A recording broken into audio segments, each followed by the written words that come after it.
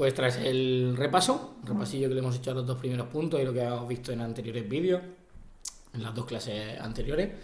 nos meteríamos ya en el apartado 3, en la distribución geográfica de la industria en España, que os he dicho que es muy importante de cara sobre todo a las 5 prácticas que tenemos de este tema. Porque básicamente aquí vamos a ver en qué zonas hay más industria en España, lógicamente luego veremos que serán las grandes ciudades como Madrid o Barcelona, qué zonas tenían industria desde los inicios de la industrialización española, como País Vasco, Asturias, con la siderurgia, metalurgia, o el tema de la minería del carbón respectivamente, pero han ido perdiendo fuerza, son industrias en declive. Luego veremos otras zonas que son zonas de ciudades medias o esas metrópolis que veíamos en el tema de los tipos de ciudades, de la jerarquía urbana, esas metrópolis regionales, tanto de primer orden como de segundo orden,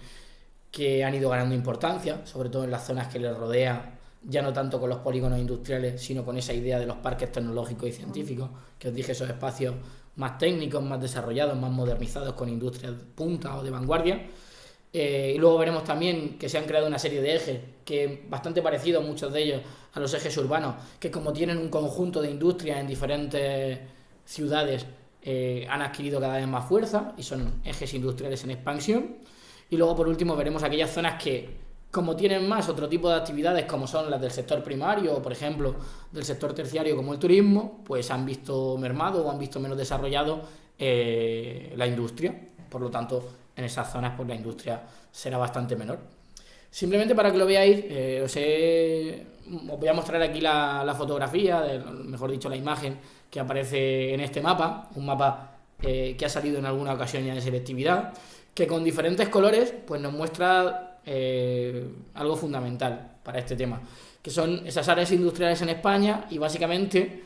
como podemos ver en la leyenda, aquí lo voy señalando arriba a la izquierda, pues en diferentes colores nos aparecen reflejadas en el mapa las zonas industriales más desarrolladas, las zonas que se están expandiendo, las zonas que están en crisis y las zonas que tienen poca industria, o bien aquellas en que sí que tienen poca industria, aunque es verdad que se han hecho acciones políticas, con medidas, con ayudas, con subvenciones o con bajada de impuestos para tratar de favorecer que se establecieran esas fábricas, esas industrias en esas zonas. Y fijaros que abajo aparecerían los empleos industriales en miles, cuando habla más de 50 serían más de 50.000, ¿vale? O cuando habla entre 20 y 50, pues entre 20.000 y 50.000 empleos, es decir, población trabajadora, población activa ocupada, que se dedica a la actividad industrial, que trabaja en el sector secundario. Cuanto más grande sea el círculo, lógicamente, o cuando más grande sea la extensión de ese color negro, pues nos hablará de zonas que tienen más gente trabajando en la industria. Y fijaros que simplemente con un golpe de vista del mapa, pues vemos que realmente el color que predomina en la mayor parte del mapa de España no es el del coronavirus, pero sí que es este color pues azul clarito, creo que sería, ya sabéis de mi daltonismo, que serían el color que se refiere a ese último color o ese último rectángulo de la leyenda, que sería el de las áreas de industrialización escasa o inducida. Es el que cubre la mayor parte del interior peninsular, menos el caso de Madrid o algunas zonas del Valle del Ebro. Es el que cubre las Islas Canarias, las Islas Baleares, ya os digo, buena parte del sur, centro menos Madrid, los dos archipiélagos y también pues las dos ciudades autónomas de Ceuta y Melilla. ¿Qué pasa? Que la mayor parte de zonas de España pues no tienen una industrialización fuerte, ¿vale? Y realmente nunca la han tenido, porque son zonas en las que ha primado sobre todo el sector primario tradicionalmente, como el caso del interior o del centro y sur de la península ibérica, u otras en las que las actividades que han tenido más importancia pues básicamente son las del sector terciario. Hablamos, por ejemplo, de la costa mediterránea, hablamos de la costa suratlántica andaluza, hablamos de las Islas Baleares o hablamos también de las Islas Canarias. ¿Qué pasa? Que al final, pues esto es como si tengo una sábana o una manta que me cubra. Si al final la cojo hacia la cabeza, pues al final se me ven los pies por debajo o al revés. No se nos ven otras cosas, no pensemos mal. Pero sí que es verdad que al final el hecho de que tenga más importancia otros sectores como el primario y el terciario hacen que tenga una menor importancia el sector que vemos aquí en este tema, que sería el sector secundario. Pero no solo se muestran ese tipo de áreas. Si veis, vemos arriba, en la zona del norte, en las comunidades autónomas del norte peninsular, además se reflejan muy bien en toda esa zona de Galicia y de la franja cantábrica, esas áreas y ejes en declive, que son zonas que tuvieron mucha importancia industrialmente hablando durante el siglo XIX y sobre todo a lo largo del siglo XX, hasta los años 70, pero que con la crisis del petróleo, como ya os hablé, que eran zonas donde se dedicaban sobre todo a la minería del carbón, a la industria siderometalúrgica o a la siderurgia y metalúrgica, y también en el caso de Galicia, por ejemplo, tuvieron mucha importancia el tema de la construcción naval con los astilleros. Cuando llegó esa crisis del petróleo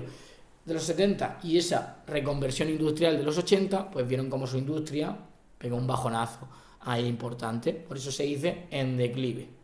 Me dirás, sí, José, como en mis notas esta evaluación. Pues no, esperemos que no sea así y puede mantenerse ahí una buena nota. Y luego nos encontraríamos por la otra cara de la moneda, zonas que no tuvieron tanta importancia en el desarrollo industrial tradicionalmente, pero que en los últimos años, por diferentes razones, se han ido desarrollando y por lo tanto viven de subidón. Serían esas áreas y ejes en expansión. Sería así un color anaranjado, rojizo, no tan intenso como el que aparecen las de más arriba, las áreas industriales desarrolladas. Si os fijáis, pues encontraríamos zonas como la de Navarra, La Rioja, la zona parte norte de la provincia de Zaragoza, buena parte de Cataluña, a excepción de Barcelona, la Comunidad Valenciana y también la gran región de Murcia ahí. Hacho, pijo, huevo, how beautiful you are, que sería la zona de la región de Murcia también. Básicamente, si veis con qué coinciden, pues por un lado, con la depresión del Ebro, que prácticamente se puede ir viendo en ese eje que se conoce como el eje del Ebro, o eje industrial del Ebro, que corresponde con ese eje urbano del Ebro que vimos ahí, cuando veíamos el tema de los ejes urbanos, y también el eje mediterráneo, que iría desde Gerona hasta la zona de la región de Murcia. Son los dos principales ejes en expansión. Y luego también veríamos alrededor de Madrid otro eje, que sería ese eje de Madrid.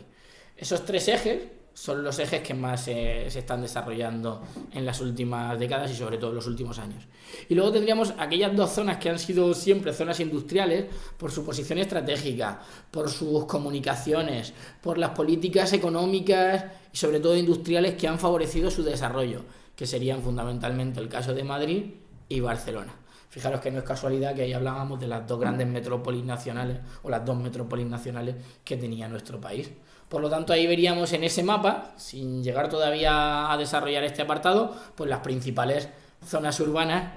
y zonas, mejor dicho en este caso, industriales que se habrían desarrollado en nuestro país. También las zonas menos desarrolladas, las zonas en crisis y las zonas en expansión.